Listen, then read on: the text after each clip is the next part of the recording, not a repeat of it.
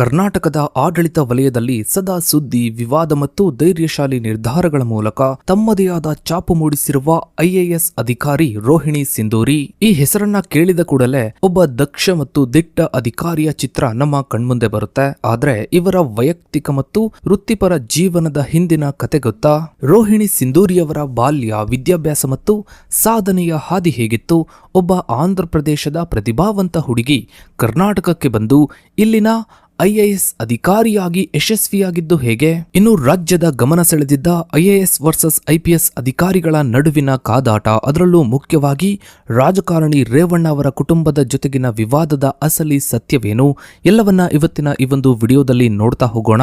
Video ತುಂಬಾನೇ interesting ಆಗಿದೆ friends. ವಿಡಿಯೋವನ್ನ ಎಲ್ಲೂ ಸ್ಕಿಪ್ ಮಾಡದೆ ಸಂಪೂರ್ಣವಾಗಿ ನೋಡಿ. ರೋಹಿಣಿ ಸಿಂಧೂರಿ ಅವರು ಮೇ 30, 1984ರಂದು ಆಂಧ್ರ ಪ್ರದೇಶದಲ್ಲಿ ಜನಿಸ್ತಾರೆ.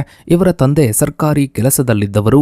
ಶೈಕ್ಷಣಿಕವಾಗಿ ಇವರು ವಿಶ್ಲೇಷಣಾತ್ಮಕ ಮತ್ತು ತಾಂತ್ರಿಕ ಮನೋಧರ್ಮಕ್ಕೆ ಅಡಿಪಾಯ ಹಾಕಿದ ಕೆಮಿಕಲ್ ಇಂಜಿನಿಯರಿಂಗ್ನಲ್ಲಿ ಬಿಟೆಕ್ ಪದವಿಯನ್ನ ಪೂರ್ಣಗೊಳಿಸಿದರು. ತಮ್ಮ ತಾಂತ್ರಿಕ ಹಿನ್ನೆಲೆಯ ಹೊರತಾಗಿಯೂ ಇವರು ಸಿವಿಲ್ ಸೇವೆಗಳ ಪರೀಕ್ಷೆಯಲ್ಲಿ ಅತ್ಯುತ್ತಮ ಸಾಧನೆಯನ್ನ ಮಾಡಿದ್ರು. 2009ರ ಸಿವಿಲ್ ಸೇವೆಗಳ ಪರೀಕ್ಷೆಗಳಲ್ಲಿ 43ನೇ ರ್ಯಾಂಕ್ ಬಂದ್ರು. ಇದು ಇವರಿಗೆ ಅದೇ ವರ್ಷದ ಐಎಎಸ್ ಅಧಿಕಾರಿಯಾಗಿ ಕರ್ನಾಟಕ ಕೆಡರ್ಗೆ ಸೇರಲು ಅವಕಾಶವನ್ನ ನೀಡಿತು. ಈ ಆರಂಭಿಕ ಯಶಸ್ಸು ಇವರ ವೃತ್ತಿ ಜೀವನದ ದಕ್ಷತೆಗೆ ಬಲವಾದ ಸೂಚನೆಯಾಗಿತ್ತು. ಇನ್ನು ರೋಹಿಣಿ ಸಿಂಧೂರಿ ಅವರು ಸಾಫ್ಟ್ವೇರ್ ಇಂಜಿನಿಯರಿಂಗ್ ಮತ್ತು ರಿಯಲ್ ಎಸ್ಟೇಟ್ ಉದ್ಯಮದಲ್ಲಿ ತೊಡಗಿಕೊಂಡಿರುವ ಸುಧೀರ್ ರೆಡ್ಡಿ ಅವರನ್ನ ಮದುವೆಯಾಗಿದ್ದಾರೆ. ಇನ್ನು ಉನ್ನತ ಆಡಳಿತಾತ್ಮಕ ಹುದ್ದೆಯಲ್ಲಿರುವ ಅಧಿಕಾರಿಯ ವೈಯಕ್ತಿಕ ಆರ್ಥಿಕ ಸಂಬಂಧಗಳು ವೃತ್ತಿಪರ ಜೀವನದ ಮೇಲೆ ಬೀರಬಹುದಾದ ಪ್ರಭಾವವು ಸಿಂಧೂರಿಯವರ ಪ್ರಕರಣದಲ್ಲಿ ಸ್ಪಷ್ಟವಾಗಿ ಗೋಚರಿಸುತ್ತದೆ. ಸುಧೀರ್ ರೆಡ್ಡಿ ಅವರ ರಿಯಲ್ ಎಸ್ಟೇಟ್ ಕ್ಷೇತ್ರದ ನಂಟಿನಿಂದಾಗಿ ಸಿಂಧೂರಿಯವರು ಜಿಲ್ಲಾಧಿಕಾರಿಯಂತಹ ಸೂಕ್ಷ್ಮ ಆಡಳಿತಾತ್ಮಕ ಜವಾಬ್ದಾರಿಗಳನ್ನು ನಿರ್ವಹಿಸುವಾಗ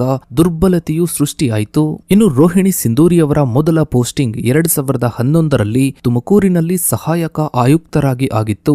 ನಂತರ 2012ರಲ್ಲಿ ತುಮಕೂರು ನಗರಾಭಿವೃದ್ಧಿ ಪ್ರಾಧಿಕಾರದ ಆಯುಕ್ತರಾಗಿ ಸೇವೆಯನ್ನ ಸಲ್ಲಿಸಿದರು. ಇದಾದ ಬಳಿಕ ಇವರು ಗ್ರಾಮೀಣಾಭಿವೃದ್ಧಿ ಮತ್ತು ಪಂಚಾಯತ್ ರಾಜ್ ಇಲಾಖೆಯಲ್ಲಿ ನಿರ್ದೇಶಕರಾಗಿ ಬೆಂಗಳೂರಿನಲ್ಲಿ ಕೆಲಸವನ್ನ ಮಾಡಿದರು. ಜೂನ್ 2014ರಲ್ಲಿ ಮಂಡ್ಯ ಜಿಲ್ಲಾ ಪಂಚಾಯತ್ ಸಿಇಒ ಆಗಿ ಸಿಂಧೂರಿಯವರು ಅಧಿಕಾರವನ್ನ ವಹಿಸಿಕೊಂಡರು. ಈ ಅವಧಿಯು ಇವರ ವೃತ್ತಿ ಜೀವನದ ಪ್ರಮುಖ ಹಂತಗಳಲ್ಲಿ ಒಂದಾಗಿದೆ. ಇವರು ಪ್ರಧಾನಮಂತ್ರಿ ನರೇಂದ್ರ ಮೋದಿಯವರ ಮಹತ್ವಾಕಾಂಕ್ಷೆಯ ಸ್ವಚ್ಛ ಭಾರತ್ ಅಭಿಯಾನವನ್ನು ಅತ್ಯಂತ ಪರಿಣಾಮಕಾರಿಯಾಗಿ ಅನುಷ್ಠಾನಗೊಳಿಸಿದರು. ಮಂಡ್ಯ ಜಿಲ್ಲೆಯ ಕಾರ್ಯಕ್ಷಮತೆಯಿಂದ ಪ್ರಭಾವಿತರಾದ ಕೇಂದ್ರ ಸರ್ಕಾರವು ಮಂಡ್ಯ ಜಿಲ್ಲಾ ಪಂಚಾಯತ್ ಸಿಇಒ ಅವರನ್ನು ನವದೆಹಲಿಯಲ್ಲಿ ವಿವಿಧ ರಾಜ್ಯಗಳ ಜಿಲ್ಲಾಧಿಕಾರಿಗಳು, ಉಪ ಆಯುಕ್ತರಿಗೆ ತರಬೇತಿ ನೀಡುವ ಮಾದರಿಯಾಗಿ ಆಯ್ಕೆ ಮಾಡಿತು. ಇನ್ನು ರೋಹಿಣಿ ಸಿಂಧೂರಿಯವರ ವೃತ್ತಿ ಜೀವನವು ಸಾರ್ವಜನಿಕ ನೀತಿಗಳ ಸಮರ್ಥ ಅನುಷ್ಠಾನದಲ್ಲಿ ಸ್ಥಿರವಾದ ಉತ್ತಮ ದಾಖಲೆಗಳನ್ನು ಹೊಂದಿದೆ. ಆದರೆ ಇವರ ಈ ದಕ್ಷತೆಯು ಮತ್ತು ರಾಜಿ ಇಲ್ಲದ ಶೈಲಿಯು ರಾಜಕೀಯ ವ್ಯವಸ್ಥೆಯೊಂದಿಗೆ ಘರ್ಷಣೆಯ ಅಪಾಯವನ್ನು ಹೆಚ್ಚಿಸಿತು.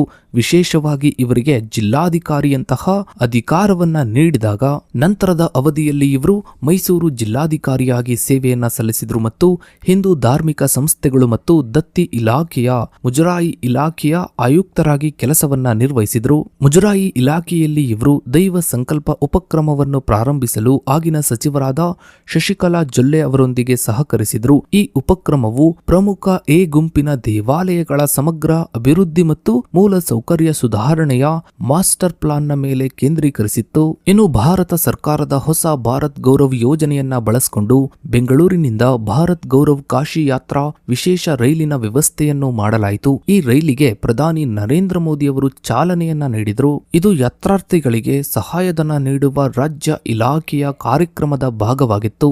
2023ರ ಅಂತ್ಯದಲ್ಲಿ ಇವರಿಗೆ ಕೃಷಿ ಇಲಾಖೆಯ ವಿಶೇಷ ಕಾರ್ಯದರ್ಶಿ ಹುದ್ದೆಯನ್ನು ನೀಡಲಾಯಿತು.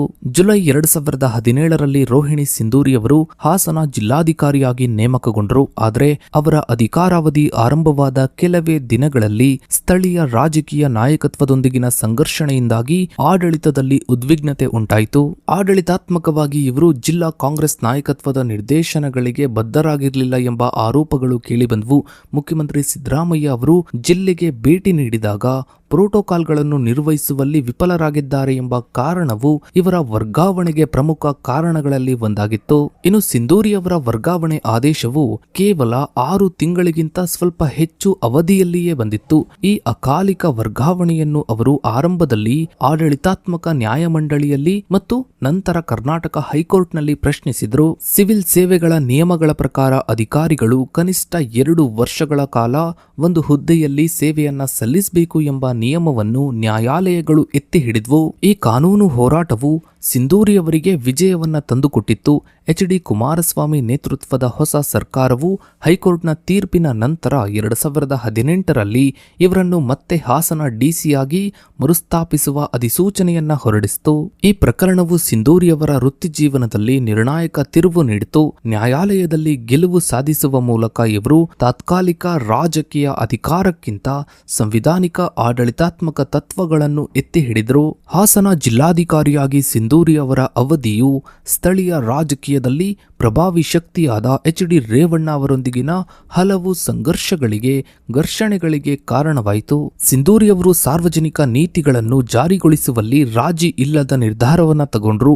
ಇವರು ಅನಧಿಕೃತ ನಿರ್ಮಾಣಗಳ ವಿರುದ್ಧ ಕೆಡವುವ ಕಾರ್ಯಾಚರಣೆಗಳನ್ನ ಕೈಗೊಂಡ್ರು. ಇದಷ್ಟೇ ಅಲ್ಲದೆ ಚುನಾವಣಾ ಸಮಯದಲ್ಲಿ ಇವರು ಚುನಾವಣಾ ನೀತಿ ಸಂಹಿತೆಯ ಉಲ್ಲಂಘನೆಗಾಗಿ ಸಚಿವರ ಕಚೇರಿಯನ್ನು ಮುಚ್ಚಿಸುವಂತಹ ಕಠಿಣ ಕ್ರಮಗಳನ್ನ ಕೈಗೊಂಡ್ರು. ಇನ್ನು ಎಚ್.ಡಿ. ರೇವಣ್ಣ ಅವರು ಜಿಲ್ಲಾ ಉಸ್ತುವಾರಿ ಸಚಿವರಾದ ನಂತರ ಸಿಂಧೂರಿ ಮತ್ತು ಅವರ ನಡುವೆ ಸಾರ್ವಜನಿಕ ಸಭೆಗಳಲ್ಲಿ ವಾಗ್ವಾದಗಳು ನಡೀತಾ ಇದ್ವು. ಇದು ಆಡಳಿತ ಮತ್ತು ರಾಜಕೀಯ ನಾಯಕತ್ವದ ನಡುವಿನ ಹೆಚ್ಚುತ್ತಿರುವ ಅಸಮಾಧಾನವನ್ನು ತೋರಿಸುತ್ತದೆ. ಆಡಳಿತಾತ್ಮಕ ಸ್ವಾಯತ್ತತೆಯನ್ನು ಕಾಪಾಡುವಲ್ಲಿ ಇವರ ವಿಜಯವು ಕರ್ನಾಟಕದ ಅಧಿಕಾರಶಾಹಿಯಲ್ಲಿ ಪ್ರಬಲ ರಾಜಕೀಯ ಶಕ್ತಿಯನ್ನು ತೋರಿಸುವ ಒಂದು ಮಹತ್ವದ ನಿದರ್ಶನವನ್ನು ಸ್ಥಾಪಿಸಿತು. ಇನ್ನು ಹಾಸನದಿಂದ ವರ್ಗಾವಣೆಗೊಂಡ ನಂತರ ರೋಹಿಣಿ ಸಿಂಧೂರಿಯವರು ಮೈಸೂರು ಜಿಲ್ಲಾಧಿಕಾರಿಯಾಗಿ ಸೇವೆಯನ್ನ ಸಲ್ಲಿಸುತ್ತಾರೆ. ಆದರೆ ಈ ಅವಧಿಯೂ ಸಹ ಹಲವು ಉನ್ನತ ಮಟ್ಟದ ವಿವಾದಗಳಿಂದ ತುಂಬಿತ್ತು. ಮೈಸೂರು ಜಿಲ್ಲಾಧಿಕಾರಿಯ ಅಧಿಕೃತ ನಿವಾಸ ಜಲಸನ್ನಿಧಿ ಒಂದು ಪಾರಂಪರಿಕ ಕಟ್ಟಡವಾಗಿದೆ.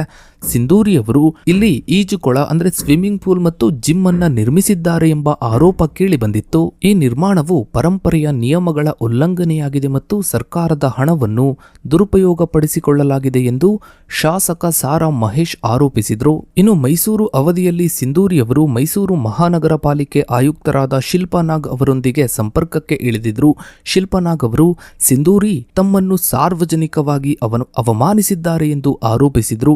ಈ ಸಾರ್ವಜನಿಕ ಘರ್ಷಣೆಯ ನಂತರ ಜೂನ್ 2021ರಲ್ಲಿ ಸರ್ಕಾರವು ಇಬ್ಬರು ಅಧಿಕಾರಿಗಳನ್ನು ಅವರ ಹುದ್ದೆಗಳಿಂದ ವರ್ಗಾಯಿಸಿತು. ಇನ್ನು ಕರ್ನಾಟಕದ ಇಬ್ಬರು ಉನ್ನತ ಮಹಿಳಾ ಅಧಿಕಾರಿಗಳಾದ ಐಎಎಸ್ ಅಧಿಕಾರಿ ರೋಹಿಣಿ ಸಿಂಧೂರಿ ಮತ್ತು ಐಪಿಎಸ್ ಅಧಿಕಾರಿ ರೂಪಾ ಅವರ ನಡುವಿನ 2023ರ ಸಾರ್ವಜನಿಕ ಕಲಹವು ದೇಶದಾದ್ಯಂತ ಗಮನವನ್ನ ಸೆಳೆಯಿತು ಮತ್ತು ಕರ್ನಾಟಕ ಸರ್ಕಾರಕ್ಕೆ ತೀವ್ರ ಮುಜುಗರವನ್ನ ಉಂಟುಮಾಡಿತು. ಒಟ್ಟಾರೆಯಾಗಿ ರೋಹಿಣಿ ಸಿಂಧೂರಿ ಅವರು ತಮ್ಮ ದಕ್ಷ ಆಡಳಿತ ಮತ್ತು ಪ್ರಾಮಾಣಿಕ ನಿರ್ಧಾರಗಳಿಂದ ಕರ್ನಾಟಕ ರಾಜ್ಯದಲ್ಲಿ ಅಷ್ಟೇ ಅಲ್ಲದೆ ದೇಶದಾದ್ಯಂತ ತಮ್ಮದೇ ಆದ ಹೆಸರನ್ನ ಮಾಡಿದ್ದಾರೆ. ಸೊ ಫ್ರೆಂಡ್ಸ್, ಇದಾಗಿತ್ತು ಇವತ್ತಿನ ಈ ಒಂದು ವಿಡಿಯೋದ ಬಗ್ಗೆ ನಿಮ್ಮ ಅನಿಸಿಕೆ ಅಭಿಪ್ರಾಯಗಳನ್ನ ತಪ್ಪದೆ ಕಮೆಂಟ್ ಸೆಕ್ಷನ್ ಅಲ್ಲಿ ಕಮೆಂಟ್ ಮಾಡಿ. ಹಾಗೆ ವಿಡಿಯೋಗೊಂದು ಲೈಕ್ ಮಾಡ್ತಾ ವಿಡಿಯೋನಾದಷ್ಟು ಎಲ್ಲ ಕಡೆ ಶೇರ್ ಮಾಡಿ. ನೀವಿನ್ನು ನಮ್ಮ ಚಾನಲ್ಗೆ ಸಬ್ಸ್ಕ್ರೈಬ್ ಆಗಿಲ್ಲ ಅಂದ್ರೆ ಕೆಳಗಡೆ ಕಾಣೋ ಸಬ್ಸ್ಕ್ರೈಬ್ ಬಟನ್ ಕ್ಲಿಕ್ ಮಾಡಿ.